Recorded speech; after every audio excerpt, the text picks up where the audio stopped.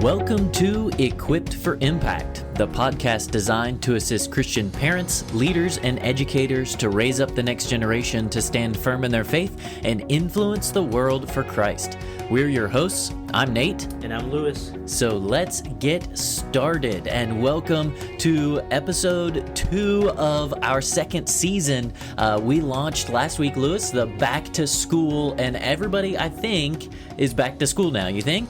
Should be, right? Yeah. I mean, not while we're recording this. Yep. That's the magic of podcast recording, right? We're not even back in school yet. We are not. But not by at this the point. time this hits, By the time you're listening, we are back to school. So, back to school, and today's topic actually strikes right at something that tends to be a common struggle with kids and parents, to be honest, this time of year, and that is the idea of envy and, just creating a heart of gratitude in a materialistic world. Because probably if you came, first day of school, maybe you've got those back to school pictures. Do y'all do back to school pictures, Lewis? we don't do them as consistently as we used to, because I guess as our girls have gotten older, they're not as excited to do it. Yeah. We've never done, how some people do like the chart, Yeah. like this is my grade, this is First my day of teacher. first grade, yeah. And we actually chose not to do that because you give out too much information, and so we're just kind of one of those people that Go back and listen to our episode on social media if you want more on that. Yep. And so, but we typically do like a picture, like as we're walking into school, or we stand like at the classroom door, and then now that I've got a high schooler, she's probably like Off without you. Peace out. See you later. Yep. using one of those Gen Z slang terms that you don't know. Again, call back to previous episode on slang. Yeah, my favorite are when parents post the before and after first day of school pictures. It's like, here's first day of school, little like kindergartner, first grader, all like done up nice, new fit, drippy kicks, and all of that. And then they like come in at the end of the school day, and like their hair's all a mess, and their backpack is like falling off, and it's like awesome first day, but they're totally destroyed. What was that saying that we learned during that episode that we were talking about the slang? Like, your fit is fire. I don't even know. Or remember, and it was we're gonna get emails. We got to go check that one out again, so that we can like incorporate that into the first day. So I know it's drippy. Drippy has to do with maybe clothing. When we greet students like at open house or like the first day of school, we can actually use some of that, and they'll be like, What's wrong with you? What world are you from? Yeah, totally lame. Anyway, but just think about it, okay? Your first day of school, you maybe have seen as a parent pictures that people have posted. Your kid goes to school and they see their friend with, that new fit, those new shoes, right? They got the Nike kicks that everybody wants, and they don't. Maybe they're just in, some hand-me-downs. Maybe they do have new clothes, but they're not name brand. And that's when our sinful hearts start to, expose themselves a little bit to envy and that lack of contentment. It's like, I really wanted those fancy Mr. Pen pens that I saw Mr. Miranda's girls have, and I didn't get them. We just got the plain old Walmart Bic pens. I'm sorry. No, we do have Mr. Pen pens. Do you? It's because you gave them to me. I did give you some. Do you know that I'm still using them, actually. That sometimes Mr. Pen pens are actually cheaper than pens you buy at Walmart. Okay. So just keep that in mind. Pro tips. But just so you know. So just thinking about this whole idea of envy and wanting what other people have, and just that idea, Lewis, let's break that down. Like, I have this idea that's being pushed on me. You don't have enough. You need more. Like, where can we look to kind of combat this whole idea of envy and wanting more? Yeah. So really, I think we just need to go back to the beginning, right? Because envy and discontentment, it's not a new thing. In fact, it's been part of the human story all the way back to the Garden of Eden, right? That was what Adam and Eve faced. They literally had everything they could have ever wanted. Yep. And then just for them to enjoy, right? And to have dominion over it. And then the serpent convinced them that they were missing out on something, and that's the same lie that our kids and even we, right? Yep. We continue to hear every day. I tell people all the time that Satan's tricks aren't new. I mean, he's just rehashing the same stuff over and over again and asking the same question. Like, if it works, why reinvent the wheel? You know, did God really say? And so we know from what the research shows, the American Psychological Association, it reports that about 3/4 of adults feel stressed about money. They feel like they don't have enough money. And Gen Z, those kids that are probably middle school, high school, I guess probably high school kids now, Gen Z, half of them say that social media makes them feel worse about their possessions and finances. And so they're comparing themselves to what other kids have. And since we know that the biblical worldview in our country is really bad, it's really low, we know that most of what's shaping our perspective and our kids' perspective on money and possessions and stuff, it's not grounded in God's truth. Yeah, it's true. I mean, when you look at the stats, right, the Gen Z is the one we've got the most research on, right? Gen Alpha would be your middle school and below, and Gen Z is, high school and up through college, and really that social media marketing is just pushing so much. Yeah. And it makes me think of, James chapter 1 when it talks about temptation, and it's just that lure, right? And it's your desire, right? We want more. Our sinful desire is just taking the opportunity to just, ravage our lives of constantly wanting more, which then, of course, you can add to that all the statistics of, debt in the American household. And, we're not going to get into all of that. Yeah. Don't have them right in front of me right now, but it's just rampant because we constantly want more. We think we need more. And our sinful heart is lying to us, telling us we deserve it. And so we'll do anything to get it. And that's actually why Paul addresses that same issue way back in the first century of the Christian church, right? In Philippians 4:11 and 13, he says, I have learned to be content whatever the circumstances. And I'll get a little bit nerdy here, right? But the word there that he uses, it's the Greek word. And it's been a couple years since I did Greek. So if you're a Greek scholar, please don't hold this against me. But it would be pronounced probably somewhere like a tarkis or a tarkis. But the idea there is meaning sufficient or independent of circumstances. And so Paul here isn't boasting about self-reliance. Like, he's not saying, I don't need anything or like I'm made. But what he's saying here is he's declaring his reliance on Christ. And so this wasn't natural for him. It's not natural for any one of us because he says that he learned it. I have learned to be sufficient or independent of circumstances by relying on Christ. Yeah, and what I love about that passage is just the fuller context, right? We'll go in and we'll quote, right? I've learned whatever situation, whatever the circumstances, to be content. When you look at it, Paul is talking about being content. He says in there, whether going hungry or being full, whether having abundance or being in need, right? Being clothed or being naked. Like, I've got all of these situations that Paul literally experienced himself, and he was okay with it. And he said, I have learned that contentment. And then we come down to this passage of the verse that we normally rip out of context. Everybody loves to quote it's everybody's favorite verse. They right? put it. My favorite is when you put it on the back of sports teams, team T-shirts. It's I can do all things through Christ who strengthens me. Right, Philippians 4:13, and that's not about hitting home runs. Right, it's not about scoring touchdowns or anything else. Of, doing this amazing feat. It's actually talking about being content. Right, I can do those things because Christ strengthens me to be content even when I'm hungry. And that's great context, right? Because it goes back to really what Paul said here, right? Is I've learned to do these things not by my own strength, but by Christ's strength.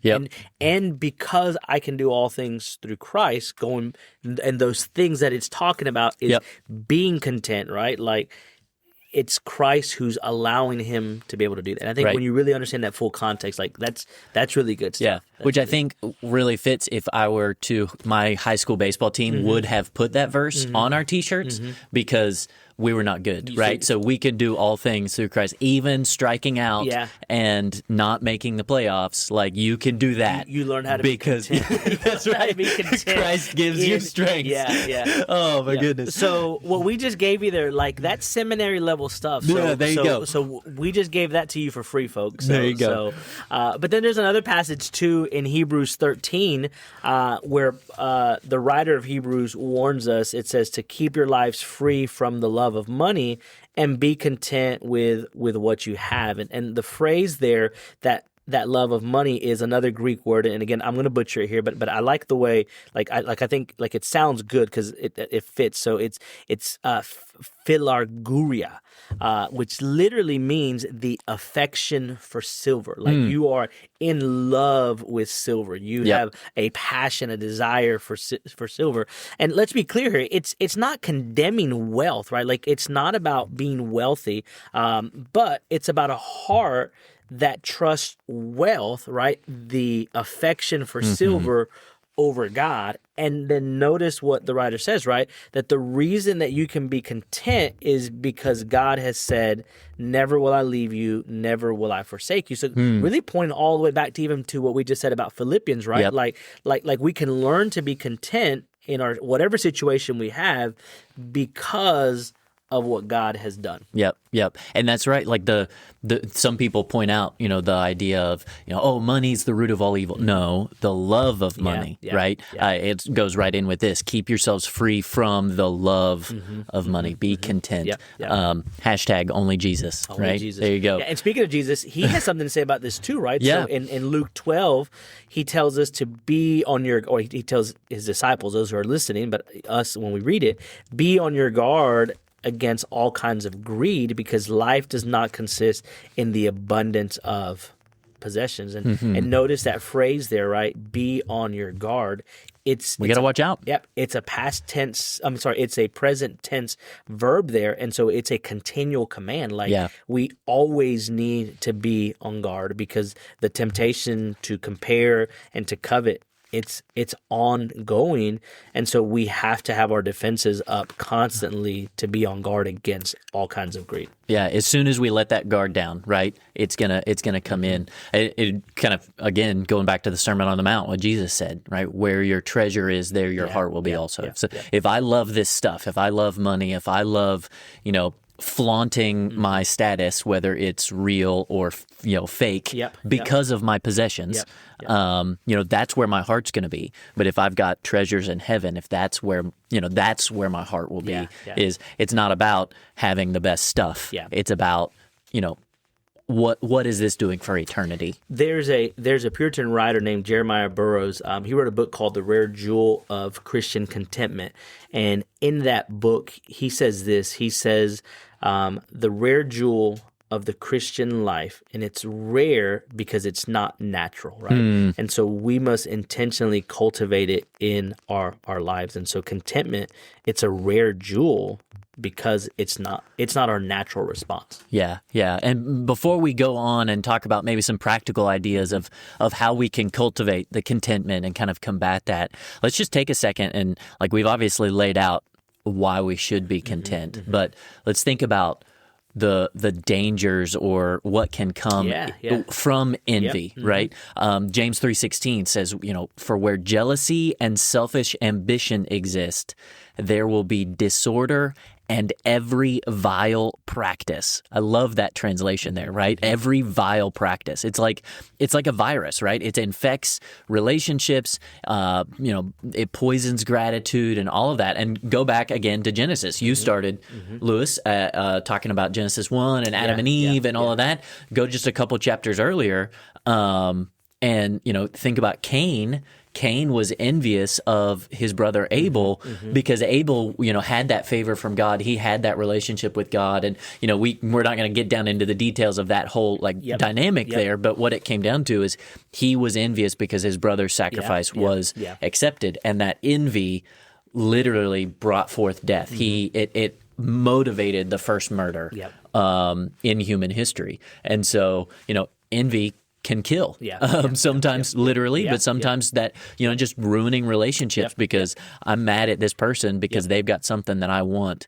And modern psychology backs that up. There's different studies that have gone out, whether there's a University of Pennsylvania study about limiting social media, reducing envy, right? As you decrease your intake of the constant, drip of envy, because that's really all social media is.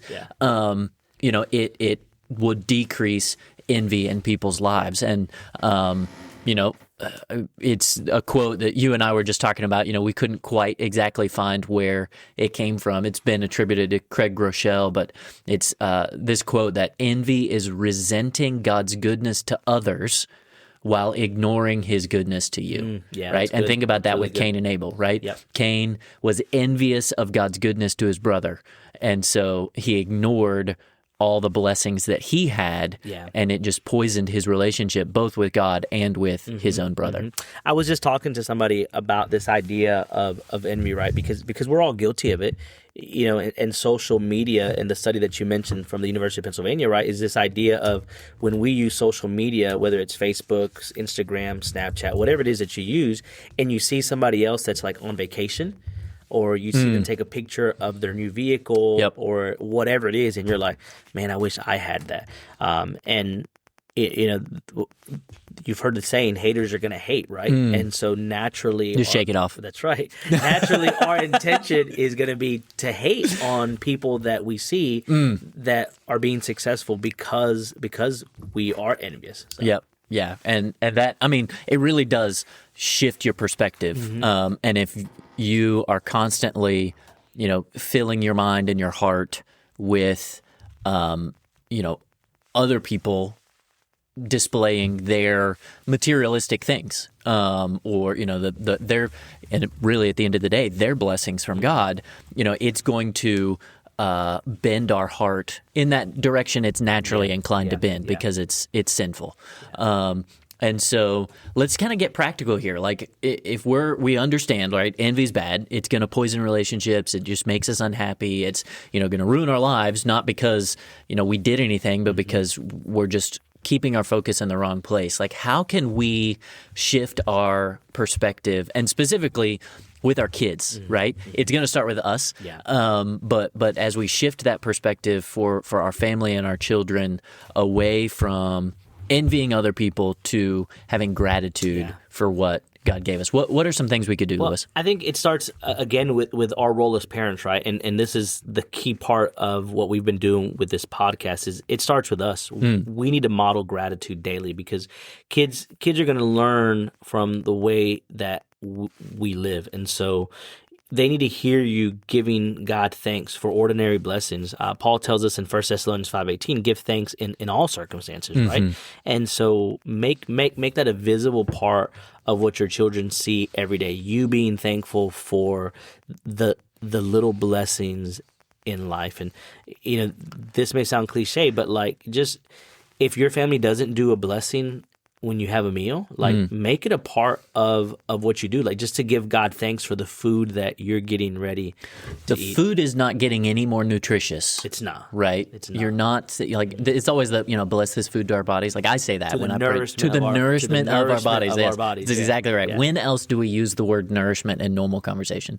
I can't think of one. I don't, nutritional value, like I'll use that, but not nourishment. But we do that, right? Yeah. And that's not the point of those prayers, right? Yeah. The prayers it's a practice. We've talked about this before. It's the practices that direct our heart and remind us, why do we have food on the table? Yeah. We have food on the table because God has blessed us. And so even if it's as simple as blessing the food that you're going to eat, not for the nutritional value, but for your kids to see that you're thankful for the food that they're getting ready to eat. Yep. So. Even if it's breakfast for dinner. I don't think I could say the blessing. If you need breakfast for dinner to be blessed in your house, just give me a call. I will pray over your breakfast for dinner for you.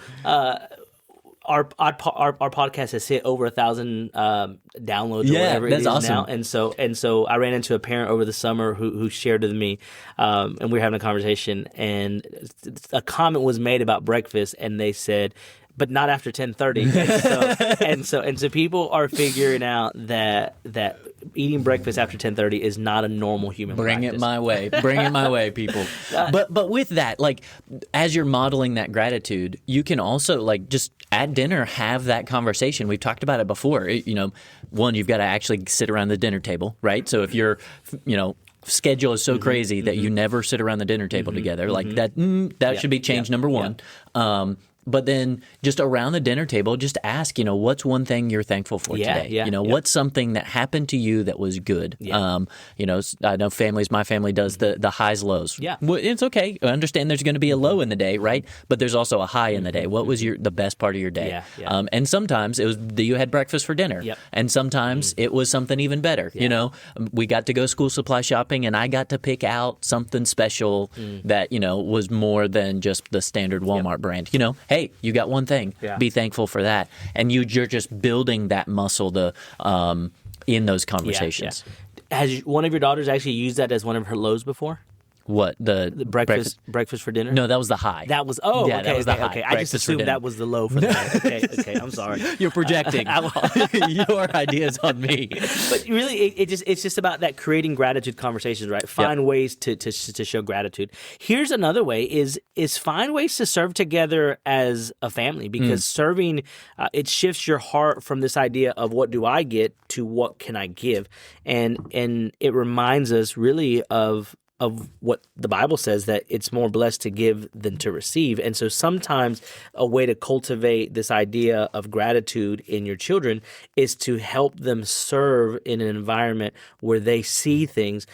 This past summer, my family and I, we took a group of kids to summer camp, and as we were coming back, we stopped and ate at Texas Roadhouse. Well, our family typically eats at Texas Roadhouse, usually on Tuesdays, because kids eat $1.99 is the kids meal. So if you didn't know that, Texas Roadhouse, $1.99 kids meals on Tuesday nights. There you go. Texas Roadhouse, if you're listening, I would love some free food, or at least some free rolls. That's exactly right. I was going to say, we rolls. could, if this is not a sponsored podcast, but we would be open to receiving some Texas Roadhouse rolls and the honey butter stuff. Or cinnamon butter? Cinnamon butter. Cinnamon butter, that's what it is. It's so you can good. see we don't go there often. We actually had it last night. Okay. I need to teach you a hack so that you can go regularly and eat for less than $20. Okay. I'll share that with you offline. Okay. But so my family, we eat there all the time. Like, that's just a common thing. So, but as we were coming back from that trip, we had some a family with us that had never eaten at Texas Roadhouse. Never eaten at it. Wow. And so that's all my daughters talked about. Like, when we got home, they were like, how did, like they've been, and we had to explain to them that not every family has the opportunity to do the same things that our family does. And so it goes back to this idea of serving together, right? Like, you expose your children to things that they may not experience on a regular basis, but then they get to see somebody else who's less fortunate, and then it allows them to have this attitude of gratitude. Which is one of the reasons I always push, as a youth pastor, even now as a principal, like, I push teenagers to go on a missions trip. At some point in your time in high school, middle school's a little young, but at some point in your high school years, every teenager needs to go on a foreign missions trip. That's good. I mean, there's lots of places around the United States that you can get the same experience, but just a different culture. There's so many learning opportunities from that, but then also being exposed to, Christians in other cultures. Not every church is just like your church, and there's still Bible-believing churches. And the poverty in other countries and the opportunities there. Like, it's one thing to pack a shoebox at Christmas time for the Samaritan's Purse, shoebox campaign. It's another thing to go to one of those villages and see them. Like, I was in Ecuador, up in the mountains of Ecuador with my youth group when I was a youth pastor. And they had taken, like, Samaritan's Purse takes the shoe boxes you pack them in bigger cardboard boxes for shipping. Well, they had, in this village, received, the shoe boxes, and then they kept the big cardboard boxes, like, because they were really good cardboard. And they're like, man, I could use this for so many things. So they were all over the village of, like, that was a commodity that they wanted. Wow. And so they, like, the kids got the shoe boxes, and the parents are like, man, look at this big cardboard box that I can use for things in my house. And it's like, oh man, like that's the type of thing that, and so it just opens your eyes. You don't see that in America. That's incredible. That's certain incredible. places. So serve together, even stateside, but anywhere, will open your eyes to the blessings we have here in this country. Which really goes to the next one, right? Is find ways to limit marketing and comparison exposure, right? So talk openly about how marketing works and why social media is often a staged performance, right? Because here in our world, like we always see the best, right? Social media, like you always see the best. Look, nobody posts the picture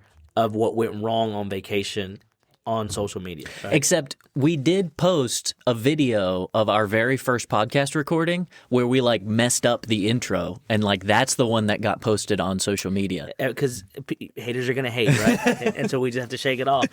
Now, my wife, she does love to post pictures or videos of me, especially if it's in an embarrassing situation.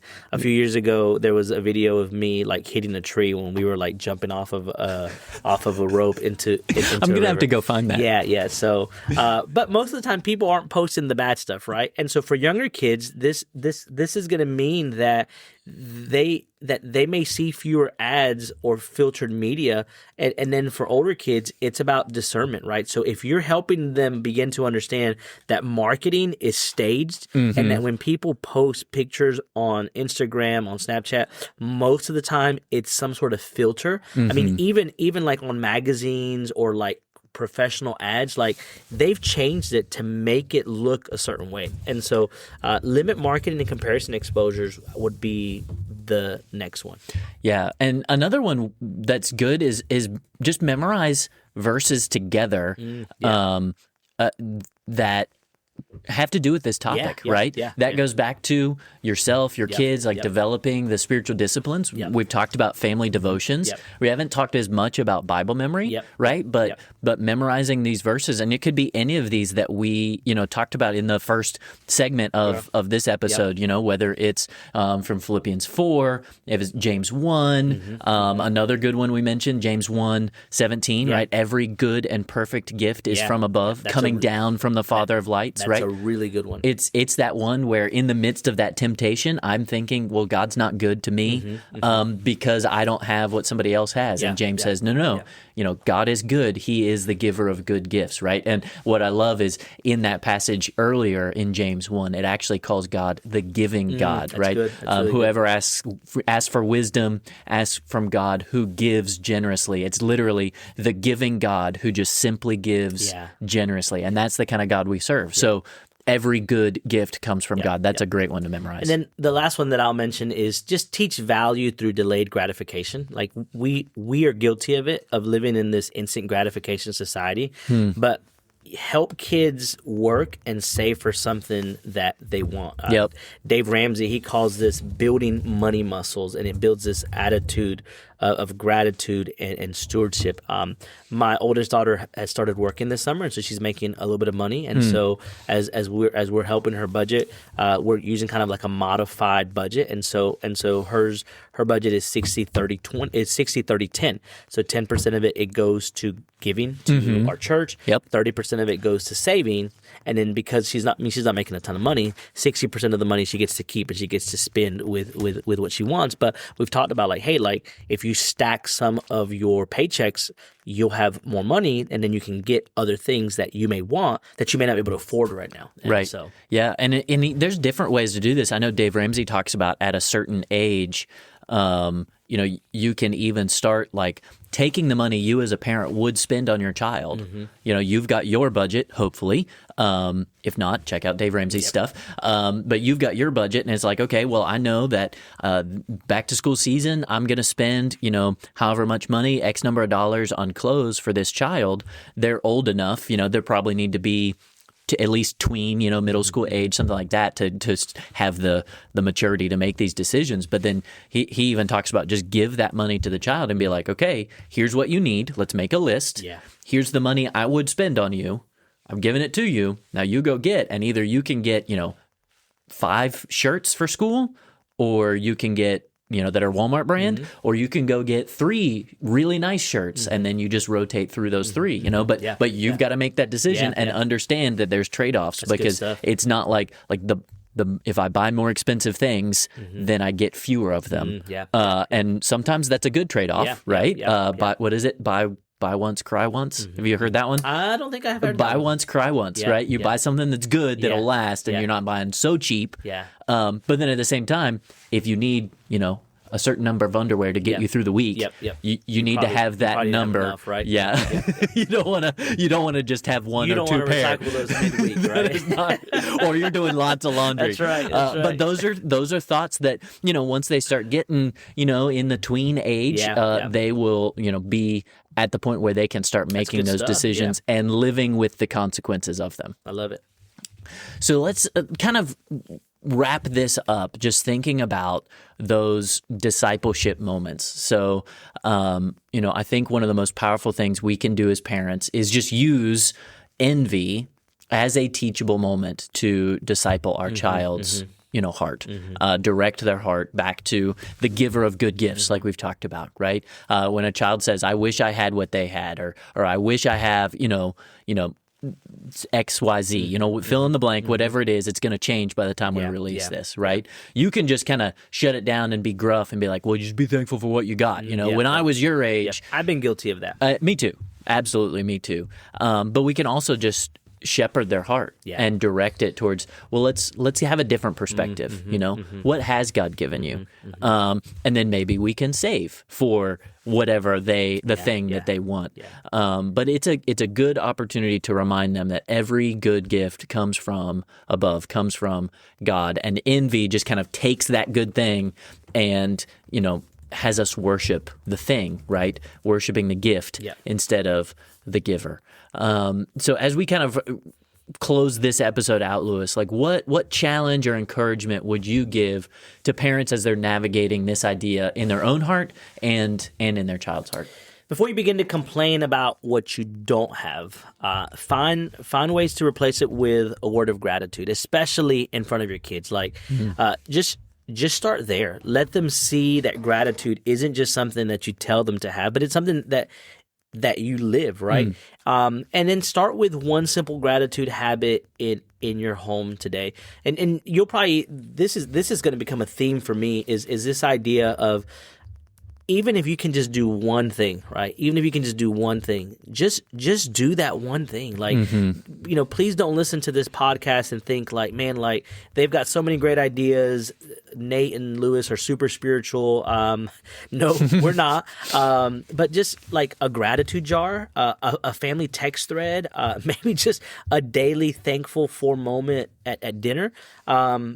Over time, it's going to shape not just the culture or atmosphere of your home, but it's going to shape your family's heart and their posture towards God. And remember that gratitude doesn't grow by accident. Like it's not just going to happen, right? I mean, Paul said earlier that he learned to be content, and so it's something that you learn. It's something that you cultivate. And that Nate and I love books, and so I want to recommend two books on this topic. The first is really for you as a parent about your own heart. I quoted him earlier, but it's called The Rare Jewel of Christian Contentment, and it's by Jeremiah Burroughs.